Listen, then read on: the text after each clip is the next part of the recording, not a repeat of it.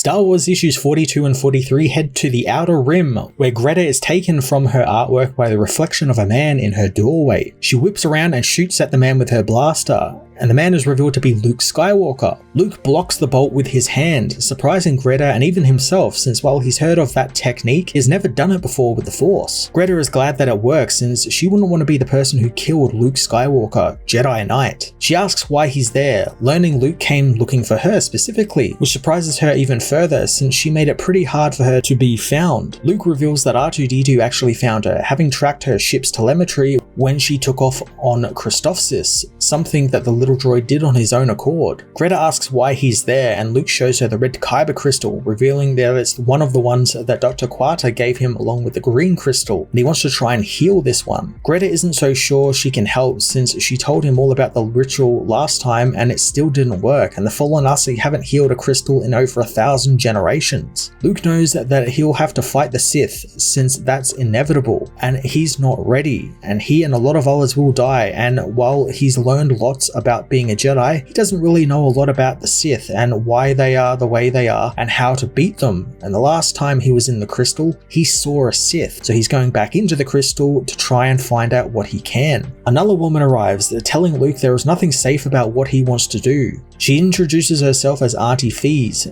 knowing all about Luke since Greta won't stop talking about him. Luke learns that Fees can use the Force a little, but she spent her life on other pursuits like raising children and studying medicine. She warns becoming an adept of the Force wasn't for her, it was for obsessives, and she doesn't want to use the Force, she wants to love it, and it's clear Luke sees things differently. Fees retrieves some old books, knowing all about how Luke helped Greta, so she'll try and repay the favor by helping him back. Luke shows her the red crystal, telling her that he needs to understand how to heal something lost in the dark side and bring it back to the light, since if he can do it with a crystal, he could possibly do it somewhere else. Fees knows that red Kyber is created when a Darksider pours every drop of their pain and anguish into a normal crystal, and Luke will need to understand the pain in it and feel it himself, but be very careful since hurt people can be a vortex that swallows others into it, and if Luke gets stuck, he won't be able to be pulled out of the crystal. Luke doesn't believe that's true as Fees retrieves a tuning fork, making it hum as she passes it over Luke, telling him that the crystal will be encoded with the memories of the Darkseid user that had it before, and it will be as if those memories are the real deal, and Luke will experience them as if they were real, and he will indeed become trapped and forget his life outside the crystal. Luke decides not to go ahead with the ritual, leaving with R2. As he leaves, he notices some of Greta's artwork, finding it quite lovely. After Luke leaves, Fees tells Greta that Luke had one thing on his mind and he was obsessed with the Force. Greta still thinks that they should help him, since if he tries himself, it could go wrong, but Fees doesn't want to help the Jedi since it's a capital crime and Jedis are like a vortex, they suck in everything near them. She does however know that Luke does seem lonely and he does have kind eyes. Greta runs out to collect Luke before he leaves town and they begin their ritual, reminding Luke to remember their faces and follow them out when he needs to. Luke is dropped into the crystal, finding himself in a black fortress. He lands in the throne room where the Sith recognizes him, telling the Jedi he's not welcome there and will be removed. Luke activates his lightsaber, ready to protect himself, but finds every single other servant in the room has a lightsaber as well, and they have surrounded him. Luke pushes them away with the Force, gaining the attention of the Master, who with a single gesture grabs Luke and slams him into the ground, knocking him out cold. Luke is taken to the dungeons and thrown into a cell where the Sith tells him that he doesn't look like a Jedi since he's too clean, and the last Jedi he had in his court was dressed in motley and they made him a jester Jedi, but he wasn't very good at it, and the first chance he got, the Jedi slipped away and threw himself off the roof, killing himself. The Sith thinks that was the only funny thing that Jedi did, wanting to see if Luke does better.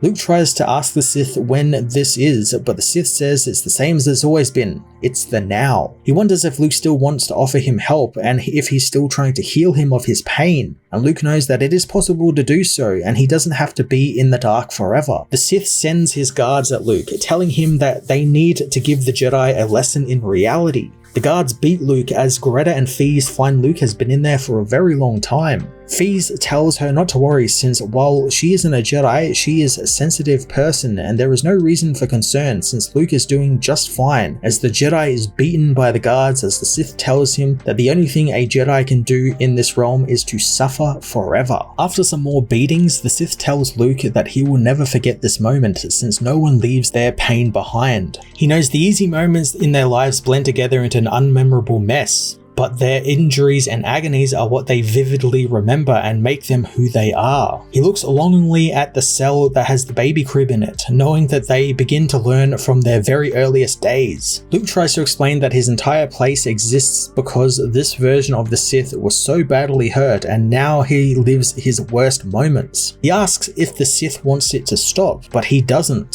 since pain is their history and they are all books written in blood red ink. The Sith reveals that since Luke's hand was cut off, in this realm it always will be, showing Luke his prosthetic hand is now gone and the loss can be his prison or a weapon. The Sith ignites his own lightsaber, proclaiming that because of his past hurts, he will never be hurt by anything again. He asks Luke for his name, telling him that it's the same one he had the first time he was there, but together their pain could be used to create something better. And to see it and do that, he must hurt more. Luke girds himself in the Force, remembering Vader cutting off his hand on Bespin before using the Force to free himself from the cell. He hears the baby cry in the cell next door and frees it, but upon stepping into the cell, he is transported to a snowy environment where he sees the baby cradled in the arms of the dead woman. Luke grabs the baby, assuring it that it's not alone. The Jedi returns to the prison and figures in the cells are each of the Sith's past pains. He tries to help each and every one of them, one step at a time, and enters the boy's various memories, assuring him that he's not alone and he'll heal from the pain. He wishes to show him another path, but the Sith demands he stop, not wanting this for himself since it will make him weak. Luke knows that being healed doesn't make you weak as he suddenly ignites a green lightsaber, finding his hand has also returned. The Sith takes this as Luke wishing to fight and attacks, demanding to know who Luke thinks he is. Luke tells him that he is the Jedi, readying himself as the Sith comes for him. With one swing, Luke disarms the man, explaining to him that all paths lead in both directions. The Sith agrees but knows this place is built on pain, and did Luke really think he could heal it without having to face his own pain? A visage of Darth Vader appears and Luke is transported to their fight on Cloud City, told by Vader that there is no escape. Luke leaps over Vader, escaping back inside the processing vein. As Luke runs, he sees screens playing various pieces of his life back to him. He sees his uncle and aunt being killed by the Empire, Biggs dying in the attack on the first Death Star, Han in Carbonite, the Wampa that attacked him on Hoth, and the death of his mother. A Sith voice echoes through the place, telling him that his life is lost and there is no escape from it. Vader confronts his son again, but Luke turns off his saber,